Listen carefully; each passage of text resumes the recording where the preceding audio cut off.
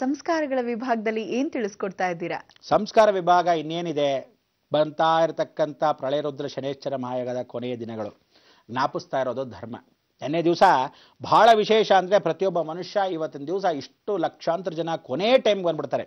ಸಂಕಟ ಬಂದಾಗ ವೆಂಕಟರಮಣ ಅಂತ.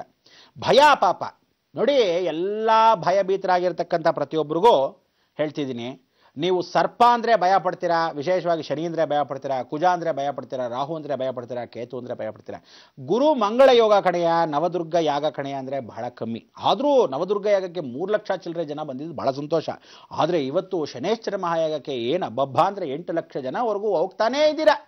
ಇದೆಲ್ಲ ದೈವಾನುಗ್ರಹ.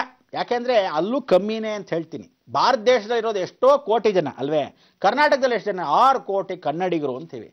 6 ಕೋಟಿನಲ್ಲಿ ಏನು 1 ಕೋಟಿ ಬೇಡವೇನ್ರಿ ನಿಮ್ಮ ಯೋಗ್ಯತೆಗೆ? ಅದಕ್ಕೆ ಹೇಳೋದು, ಯಾರ್ಯಾರ ಕರ್ಮ ಎಷ್ಟು ಕಳ್ಕೋಬೇಕು, ಬನ್ನಿ ಅಂದ್ರೂ ಆಗಲ್ಲ, ಬರಬೇಡಿ ಅಂದ್ರೂ ಆಗಲ್ಲ, ಋಣ ಇದ್ದವರು ಮಾತ್ರ ಅಂತ. ಅದಕ್ಕೆ ಪ್ರಳಯ ರುದ್ರ ಶನೇಶ್ವರ ಮಹಾಯಾಗದಲ್ಲಿ ಪಾಲ್ಗೊಳ್ತಕ್ಕಂಥ ಪ್ರತಿಯೊಬ್ಬರಿಗೂ ಜ್ಞಾಪಿಸ್ತಾ ಇದ್ದೀನಿ, ಮತ್ತೊಮ್ಮೆ ಹೇಳ್ತಾ ಇದ್ದೀನಿ, ಫೋನ್ಗಳು ತರಬೇಡಿ, ಬರಿಗಾಲಲ್ಲಿ ನಡ್ಕೊಂಡು ಬರಬೇಕು, ಎಲ್ಲ ವ್ಯವಸ್ಥೆ ಆಗಿರುತ್ತೆ. ಕುರಿಗಳನ್ನ ಎಷ್ಟು ಮಟ್ಟಿಗೆ ಹೇಗೆ ಕರ್ಕೊಂಡು ಹೋಗಬೇಕು ನಮಗೆ ಚೆನ್ನಾಗಿ ಗೊತ್ತು. ಫಸ್ಟ್ ಕ್ಲಾಸಾಗಿ ಒಂದು ಪಾರಿಂದ ಇನ್ನೊಂದು ಪಾರಿಗೆ ಕ್ಷೇಮ ಕರ್ಕೊಂಡು ಹೋಗಿ ಲಾಭವಾಗಿ ಪರಿಪೂರ್ಣ ಕರ್ಮ ಕಳ್ಕೊಂಡು ಅನುಗ್ರಹ ನಿಮಗೆ ಭಗವಂತ ಕೊಡಲಿ ಅಂತ ಹೇಳ್ತಾ, ಶಿವನಿಗೆ ನಿಮ್ಮ ಕೈಯಲ್ಲೇ ಅಭಿಷೇಕ ಮಾಡಿಸ್ತಕ್ಕಂಥದ್ದು 20ನೇ ತಾರೀಕು. ಯಾರು ಗಂಟನ್ನು ಕಟ್ಕೊಂಡ್ಬರ್ತಾರೋ, ಯಾರು ವಿಶೇಷವಾಗಿ ರಸೀದಿಗಳು ಪಡೆದಿರ್ತಾರೋ ಅವ್ರಿಗೆ ಮಾತ್ರ ಪ್ರವೇಶ ಜ್ಞಾಪಕ ಇಟ್ಕೊಳ್ಳಿ.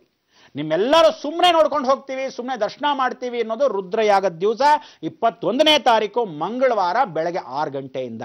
ಅಲ್ಲಿವರೆಗೂ ಬೇರೆ ವೀಕ್ಷಕರಿಗೆ ಪ್ರವೇಶವೇ ಇರಲ್ಲ.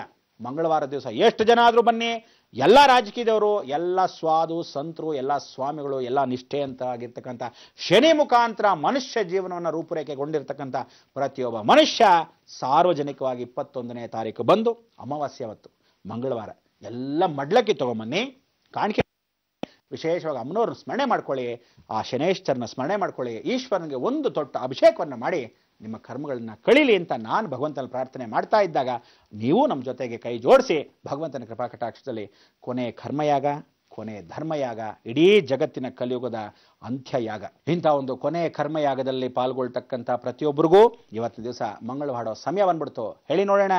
ಲೋಕ ಸಮಸ್ತ ಸುಖಿನೋ ಭವಂತು, ಸನ್ಮಂಗಳಾನಿ ಭವಂತು.